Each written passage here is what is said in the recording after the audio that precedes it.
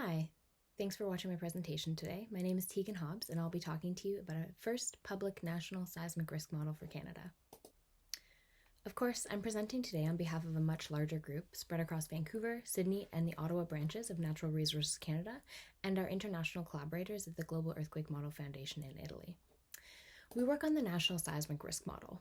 Our goal is to keep Canadians safer from large, damaging earthquakes that we know will occur again in Canada, and we do it by creating a neighborhood-level seismic risk assessment of Canada that combines knowledge of hazard, the built environment, and socioeconomic data to understand potential impacts and develop mitigation strategies. The risk profile is comprised of a probabilistic risk model and a scenario catalog. Both elements are able to report upon the physical and social metrics of risk. Under the physical risk, we can think about the building performance, public safety, economic security, and social disruption. Whereas for social fabric strains, we have shelter, individual autonomy, financial agency, and family structure. Across Canada, we see that the majority of risk is carried by BC, with Quebec in second. This level of nationally consistent quantitative analysis through probabilistic and deterministic scenarios corresponding to numerous time horizons is very advanced compared to other natural hazards like flood, landslide, and hurricane. Canada's National Seismic Hazard Model forms the basis of our risk assessment, harmonizing with our colleagues in Ottawa. The National Risk Profile has been under development for several years, working off of the 2015 NSA-GEM. Last year, we synced with the 6th Gen. Our model is slated for public release later this year in support of decision-making at the local, regional, national, and even global scale. Data will be made publicly available and in a form that's digestible to folks without a technical background, to put this state-of-the-art risk science in the hands of decision-makers and citizens. These models are important for city planners, emergency managers, financial analysts, and policymakers. For example, loss calculations from our stochastic event sets are used for financial regulation of the insurance industry to ensure companies are financially solvent or have sufficient reinsurance to remain solvent in the event of a 1 in 500-year loss. Our preliminary modeling, shown here, indicates that this would be about a $40 billion loss with the existing building stock. We also have the opportunity to understand the impact of mitigation measures. Shown here in blue is the loss exceedance curve for a retrofitted version of the existing building stock, which shows a 1 in 500-year loss of less than about $20 billion. We can also think about these metrics in terms of life safety. Functional building performance targets are based on general guidelines established as part of FEMA's seismic performance assessment methodology for existing buildings. We can report on these, or things like the 1% in 50-year probability of collapse, to help keep people safer. Now I'm going to talk a little bit about some of the technical details of the modeling. Seismic risk is the product of the hazard, which is the probability of shaking, the exposure, or who and what are in the way, and fragility, which is a measure of how likely the exposed assets are to be impacted. In our model, hazard is described by rupture or a suite of seismic sources, by ground motion prediction equations, which relate shaking from the source to the site, and a measure of the site response, which we consider in terms of the VS30, or the shear wave velocity of the upper 30 meters.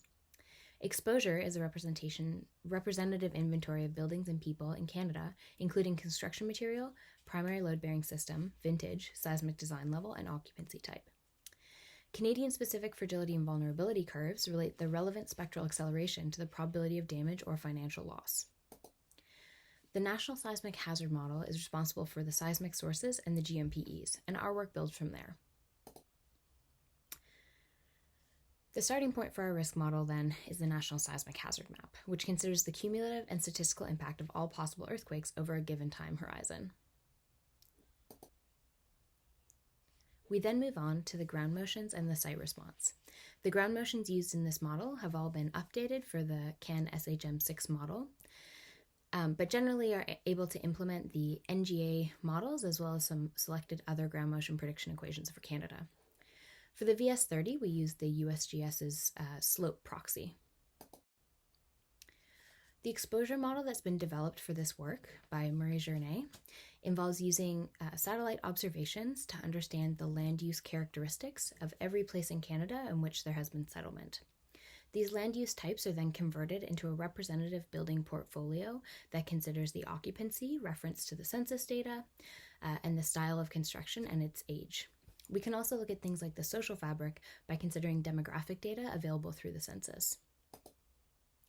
Our building portfolio is broken up into taxonomies based on the construction and the occupancy. For the construction types, we can consider different styles of wood, concrete, precast concrete, steel, unreinforced masonry, reinforced masonry, and mobile homes. For occupancies, we consider occupancies related to residential, commercial, industrial, agricultural, religious, government, or education uses. All of these are based on the HAZUS typologies, which of course was a software released by the Federal Emergency Management Agency. The design level that we use is meant to consider the seismic code level that the building would have been designed to at the time that it was built. And so therefore we use a combination of the year that the building was constructed as well as the seismic hazard rating of the area. The final element of our model are the fragility and vulnerability curves. HAZUS curves were adapted by GEM for OpenQuake Canada by taking the capacity curves and creating single degree of freedom oscillators, which were subjected to a nonlinear time history analysis. There have been subsequent updates made by Aon Cat Modeling Company in collaboration with GEM. Results of our model are available at the neighborhood level. This includes results for hazard, damage, loss, and consequence models. The information is referenced to the taxonomies, which, as I mentioned, includes the occupancy, building, construction, and year, and these outcomes are available for many, many different indicators. Now we'll walk through a quick case study looking at a deterministic scenario for a magnitude 9 earthquake on the Cascadia subduction zone to look at some of these indicators. This Cascadia big one is as I mentioned, magnitude 9. We note the shaking would last for about 2 minutes, and the maximum peak ground acceleration would be about 45% of G. There would likely be a tsunami generated from this event, as well as liquefaction and landsliding, and an aftershock sequence which continues for years. The total hospital demand in Southwest BC is something that we can all appreciate the usefulness of being able to model as we continue to live through the COVID pandemic. What I'm showing here are the number of hospital requiring injuries in the southwestern British Columbia. And we can see that, unsurprisingly, the majority are being driven by our metro regions of Greater Vancouver, the capital, which is Victoria, and Nanaimo, the other city in the region. We can look at these in terms of the severity of the injuries. So here I'm plotting the non-critical and critical hospitalization injuries. We could also look at the extent of fatalities or at the distribution of minor injuries requiring only first aid. We can look at the numbers of people who would be disrupted from their housing. So here I'm showing the number of people who would be disrupted from their homes at 90 days, 180 days, and 360 days. We can see once again, unsurprisingly, the risk is being driven by our major metro regions, including Vancouver and Victoria. What I find somewhat surprising is to see the number of people who would still be without a home to stay in, even 1 year after the earthquake. That's about 33,000 people in Vancouver alone. We can look at the economic impact. So here I'm showing the total financial losses from this earthquake, broken down by the construction type of the buildings generating the loss. In blue, you can see the numbers with the current construction, and then in green, we're showing the numbers if we were to perform quite sweeping retrofits. So this is not necessarily realistic of what we could expect to do with an existing building strategy, but it helps us to identify which building types we would see the greatest kind of bang for our efforts. And so we can see that, of course, with wood, we have quite a high opportunity to reduce the financial losses of this earthquake scenario, whereas for unreinforced masonry, unsurprisingly, it's quite difficult to retrofit those buildings, and so we see much less of an opportunity. Of course, if we wanted to try and think about how to use these results in a way that could impact policy, we might not just be interested in financials. So what I'm showing here are the contribution to fatalities during a daytime scenario from the different construction types, just like before, only now I've broken it down further by their design level. So here HC is high code or a modern building, then we have mid code, low code, and pre-code, where pre-code are buildings which predate any significant seismic code. And so unsurprisingly, we can see that a lot of our fatalities are being driven by these pre-code buildings, and particularly from concrete, steel, and the masonries. If we want to look at the same figure but break it down a slightly different way, now I've broken it down by the actual construction type. So, for example, our C3Ls would be our concrete frames with unreinforced masonry walls. So, unsurprisingly, those are contributing pretty significantly to fatalities.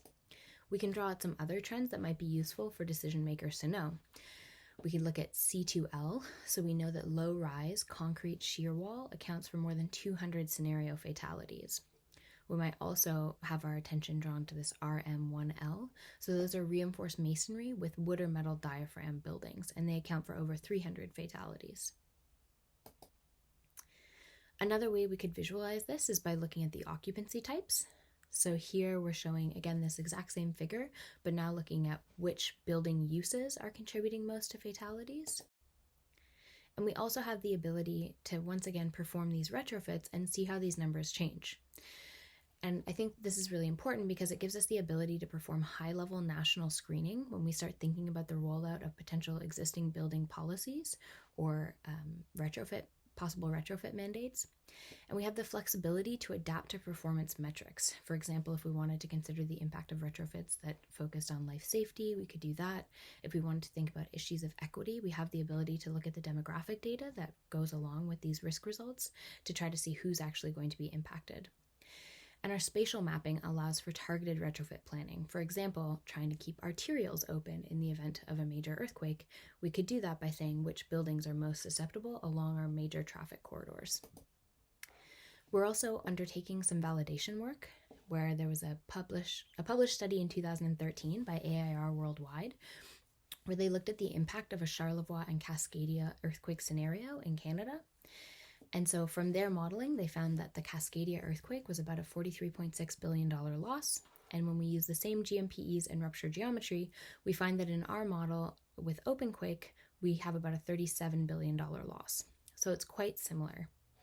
This helps us to better understand where our model is doing well, or where perhaps it needs work, or where it may have differed from previous studies. As I mentioned, we are hoping to make all of this available to non-technical people. So we're currently developing a website called riskprofiler.ca. It's a purpose-built web application for non-experts with interactive maps, graphic visualizations, and supporting text.